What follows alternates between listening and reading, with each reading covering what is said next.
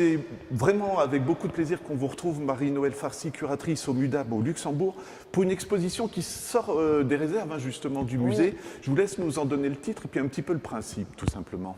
Alors c'est une exposition qui a été constituée uniquement à partir de photographies qui appartiennent à la collection du MUDAM. On a toujours été très attentif à présenter de façon très régulière la collection autour de thèmes variés, ou bien là on va s'intéresser vraiment à la question du médium photographique. C'est un point qui est important pour la collection du MUDAM parce que dès le début, dès le moment où elle a commencé à être constituée, la photographie a été un des axes, à côté de la peinture ou de la sculpture. Et puis par la suite, la collection s'est enrichie avec divers médiums, comme par exemple l'image animée, la vidéo, l'installation. Mais revenir à la question photographique, ça permet de poser un certain nombre de questions par rapport à la pratique contemporaine, à la façon dont les artistes vont s'emparer de cette technique et puis mettre en place des protocoles, investir comme ça des champs de découverte avec cette technique très particulière. Alors, une douzaine d'artistes, je crois, qui viennent du monde entier. Comment on prépare une exposition comme celle-ci? Parce que par exemple, derrière, il y a des portraits, et c'est pas vilain quand je veux le dire, c'est un petit peu classique, on va dire, photo-portrait. Mais malgré tout, il y a plein de thèmes grâce à ces portraits, parce qu'il faut chercher derrière, justement. Alors justement, c'est ça qui est intéressant, la photographie, c'est une technique que tout le monde connaît. Et en effet, il y a une pratique très classique, notamment celle du portrait. Ça, c'est une tradition qui va remonter au début de la photographie. Donc là, ce qu'on a derrière nous, c'est l'œuvre d'un artiste qui s'appelle Wolfgang Tillmans.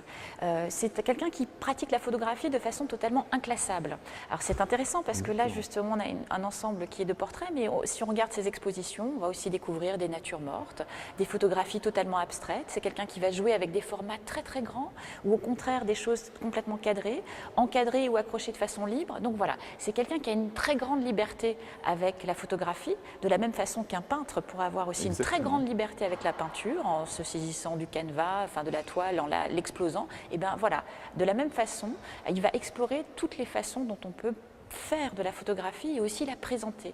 Et on s'aperçoit qu'il a disposé ses photographies selon une grille extrêmement précise, en jouant des pleins et des vides. Donc de la même façon qu'on peut jouer avec l'espace et une œuvre d'art, la photographie sur le mur peut aussi être composée, je trouve de façon presque musicale. Et c'est vrai que dans les portraits qu'on voit aussi, on s'aperçoit qu'il va être très inspiré par toute une tradition picturale aussi. C'est-à-dire qu'il va s'intéresser à la composition, à la façon dont les couleurs vont jouer dans une photographie. Alors cette galerie de portraits très riche est intéressante aussi parce qu'on va reconnaître des personnes célèbres, voilà, vous précédez ma question. plutôt des gens du milieu culturel d'ailleurs, mais aussi des inconnus. Et cette façon de mettre comme ça au même niveau des choses qui peuvent nous paraître différentes, pour lui c'est toujours la question du regard du photographe et de la relation qu'il va réussir à établir de façon assez étroite, subtile, avec le modèle. Et on sait très bien que la question du modèle et du photographe, voilà, c'est quelque chose qui traverse l'histoire de la photographie. Et c'est vrai que ces portraits peuvent sembler presque pris sur le vif, mais en fait, il y a tout un travail quand même, à un moment donné, de réflexion sur le cadre, sur la façon dont on va capter la personnalité de quelqu'un de connu ou d'inconnu. D'ailleurs, et ça a la même force, c'est ça qui est intéressant. Et vous avez dit regard, et je trouve ça vraiment intéressant quand on se met devant ces photos, on a l'impression, moi je projette peut-être, mais qu'on s'adresse aux visiteurs, que la personne qui est photographiée vous regarde vous et pas pour la pose de la photo. Est-ce que vous seriez d'accord avec ça? C'est vrai qu'à chaque fois, l'implication de celui qui regarde est très importante, parce qu'il va y avoir justement le regard posé lui-même sur la photographie.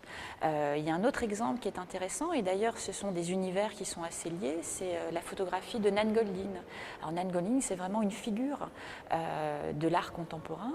C'est quelqu'un qui a commencé dans les années 80 à prendre des photographies plutôt de son entourage. Alors elle appartenait à une communauté culturelle plutôt underground.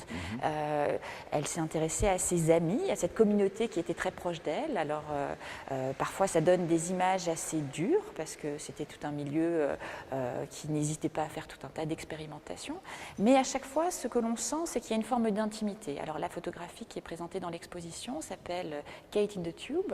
Alors on voit une personne qui va rentrer comme ça, qui est dans sa salle de bain. Il y a toute une composition assez complexe qui fait aussi référence justement à des compositions passées en histoire de l'art, dans la peinture, où avec le jeu du miroir, on sent que tout ça a une forme de dédoublement. Mais ce qui est très perceptible immédiatement pour celui qui regarde, c'est tout à coup la possibilité d'entrer dans une forme d'intimité. Et on sent bien que cette photographie a été prise parce que justement la photographe elle-même appartient au milieu qu'elle photographie. Et en quelque sorte, elle nous tend la main pour nous faire entrer dans une époque. Alors elle a commencé ses photographies dans les années 80, mais elle a continué dans les décennies suivantes et elle a toujours présenté cette grande archive, à la fois personnelle et culturelle, sous forme de diaporama. Et là, c'est plusieurs centaines de photographies qui défilent. Et de la même façon, le côté très immédiat, en tout cas, on a l'impression soi-même, lorsqu'on regarde ça, de vivre en quelque sorte l'histoire, en tout cas le panorama, le paysage qui nous est proposé. C'est un paysage humain.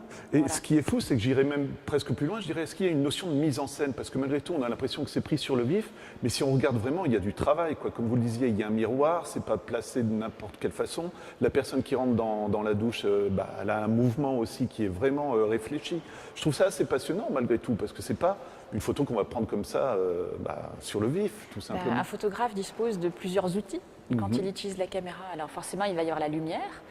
D'ailleurs, c'était un petit peu l'idée de reprendre c'est l'importance de la lumière dans la photographie avec figure sensible, qui fait un peu référence aussi aux origines du procédé, où c'est la lumière qui va impacter un film sensible.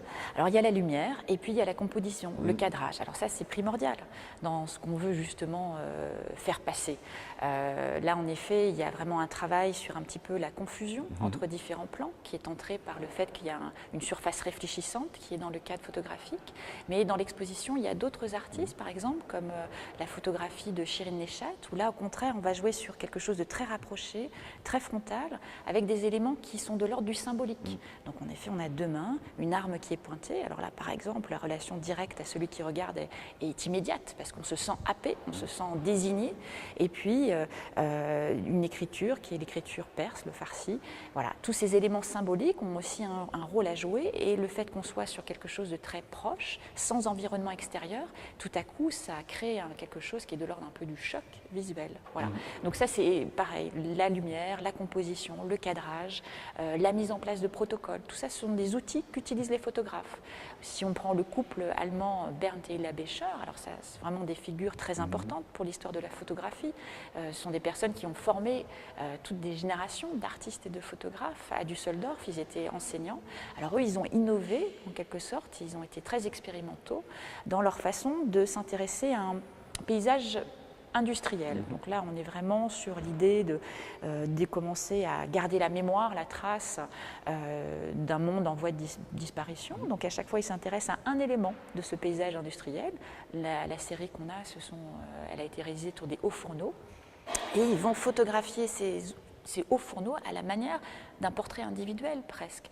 Donc à chaque fois, ils vont mettre en place les mêmes conditions pour prendre leur prise de vue. Donc on se place de face, on a un cadrage assez serré sur le haut fourneau, on fait en sorte que la lumière soit toujours égale, que le ciel soit complètement voilé, et le fait qu'on ait ce fond neutre, ça ressort en fait les caractéristiques sculpturales presque du haut fourneau, un élément qu'on n'a pas l'habitude de regarder pour ses qualités plastiques. On y pense plutôt comme un élément de production, et d'ailleurs c'est désormais assez peu positif parce que ça fait plutôt appel à une ruine archéologique, enfin ça évoque une ruine archéologique. Justement, est-ce qu'il y a un aspect élément historique pour ces photos, ou est-ce que c'est vraiment la composition qui compte, on va dire? Je pense que c'est vraiment les deux. Ouais.